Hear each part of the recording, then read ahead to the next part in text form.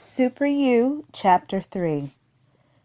Well, by now everyone has went to see the Avengers Game In, and I actually went to see it yesterday, and so many people were there, and sad to say that the theater was a little filthy. And the general manager, she ended up saying that there's been so many people that's been coming that they could not keep up with cleaning up everything. And so the unfortunate thing is that the theater was messy, but also too, just in knowing that people have been waiting for months for this movie to come out, and they didn't care.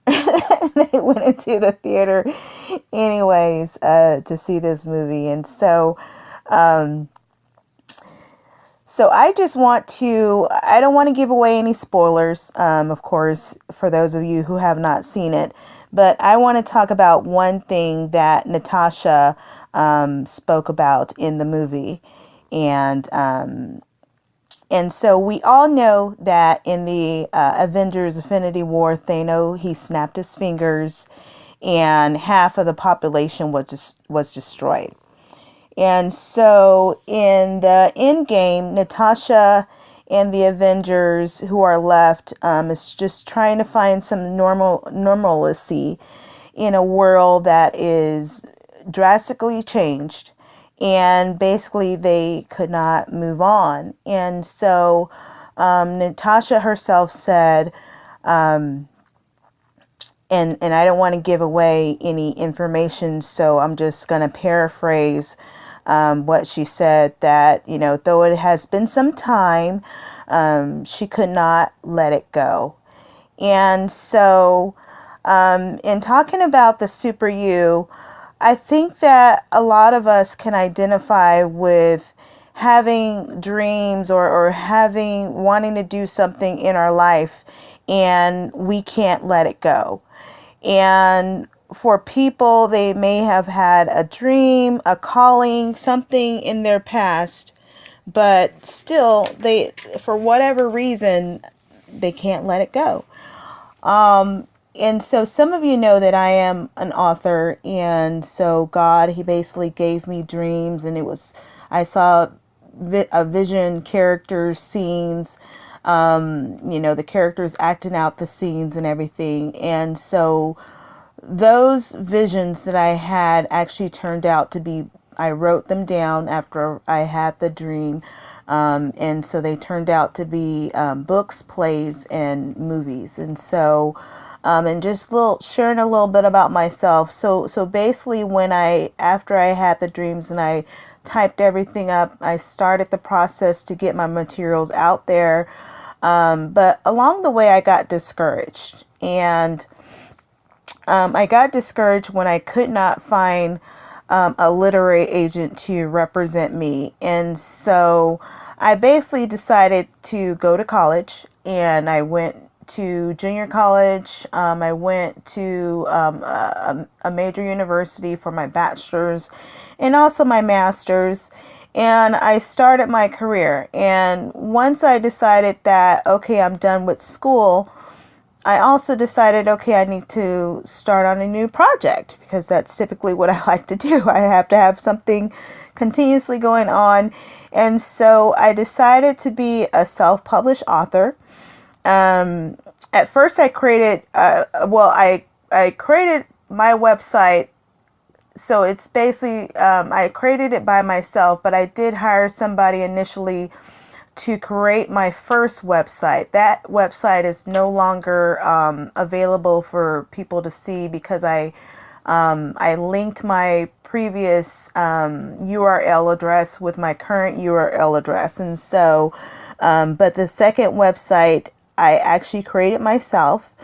And then I put my books through CreateSpace, and CreateSpace, for those of you who have used that, is now connected or linked to Kindle Direct Publishing, which is selling books through Amazon, and where I can be able to sell paperback books to many distributors. And so basically, even though I have my books on Amazon, Barnes and Noble, other places, and I have my own website, there's been barely any traffic to my books, with thousands and thousands of authors that's out there. So I've been doing more advertising lately. And I also have a book signing this upcoming weekend.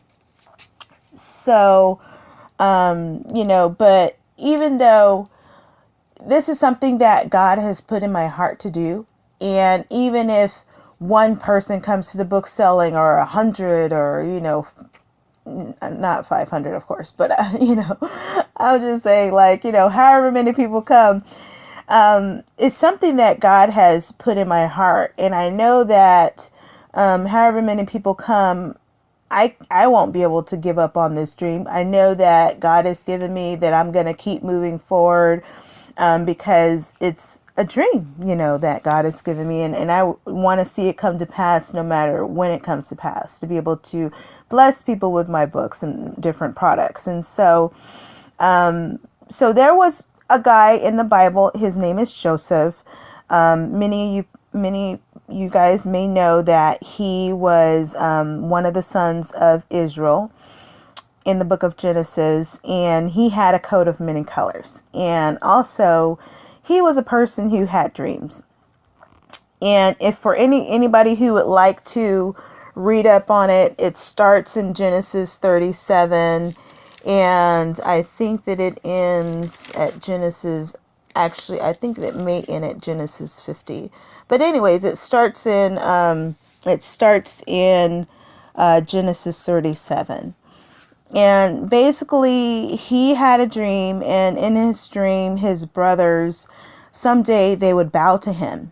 And of course, that upset his brothers, because they were all older than him except for his youngest brother. And instead of killing him, they decided that they wanted to sell him, and he was actually brought to Egypt. And Joseph prospered in Egypt a little bit. He worked for a man. He was like a servant, head of his household, and he was doing well there until eventually he was wronged. Not going into a lot of details with that, but basically he was wrong, and he ended up in prison. So I think that many of us can identify with that, in trying to do the right thing, but the wrong thing happens, right? And just like in the Infinity War, how we were like thinking it was going to be great, Thanos is going to be defeated, and then all of a sudden it's just like half of the population is gone. So I was actually kind of disappointed at the end.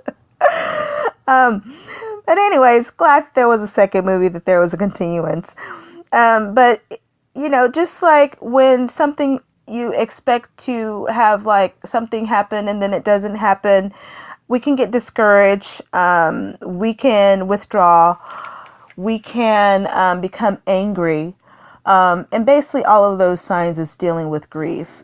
But just like Natasha, and again, I don't want to give up any extra information, but basically, she had this passion within her, and even though it had been some time after 50% of the population had been erased, she still had the dream alive, and just wanting to see, how can we solve this? How can we get these people back? And I think that just with us, if we don't give up on our dreams, we can be able to keep them alive. We can be able to eventually to see what we dream about come to pass, and eventually do great things. So anyways, Joseph, he was in the prison for a while, but he still had his gift. He still had his calling, and it was still inside of him, so that when there was an opportunity, he was able to use that gift to try to get him out of prison. But unfortunately, if you read up on the story, the cupbearer and another servant was thrown into prison, and Joseph interprets their dreams. And with the cupbearer, he interpreted his dream, and he was actually restored back to the palace. And Joseph had told him, okay, when you go back to the palace, tell the king that I interpreted your dream and try to get me out of here. But unfortunately, the cupbearer, once he was restored to the palace, he forgot about Joseph. And I think that that's how we may feel sometimes, that, you know, we are forgotten, or the person that we're supposed to be in our mind is forgotten. And another paraphrase from the game in Avengers Game In, that another person said, I don't want to give away who said it. Basically, she was telling an Avenger person that for him to stop trying to be who he think he is supposed to be, and to just be who he is. And I think that, you know, that's just, you know, for all of us, it's just like we just need to be who we are, and what is inside of us doesn't go away. So it doesn't matter how much time has passed. It doesn't matter how long it has been since we had the dream. It doesn't go away. And we have all been given gifts. And like how I discussed in the Cloak and Dagger audio, that we're all created to be more, and to be a super you, if you will. And it doesn't matter how much time has passed. You know, you may think that it's over, it's lost, but you can be the hero that you are meant to be in an instant. So don't give up. So going back to Joseph, he didn't give up either. And because of that, he was taken out of prison, and he was put in the palace. And guess what? His brothers had to come to Egypt, where he was. And because he was positioned in a place of power, his brothers had to bow to him. And Joseph's dream came true. And Joseph's dream didn't come true just to say, hey, you know, I'm Joseph, I'm all that, you know, for him to be prideful. But it was just really to give honor and glory to God, because God, he shows us things, and he speaks to us in different ways. And God is the one who makes what he says, the dream or the gifts or whatever is in our heart, to come to pass. And if you guys have not seen Avengers Infinity War, I definitely recommend it. It is awesome. I believe that it will inspire you to hold on to your dream, or to revive it, though it has been some time. And just to believe again, you know, just to try again, and to tap into God again, and trust and believe that he will bring it to pass. And so that you can manifest the super that is within you. Thank you so much.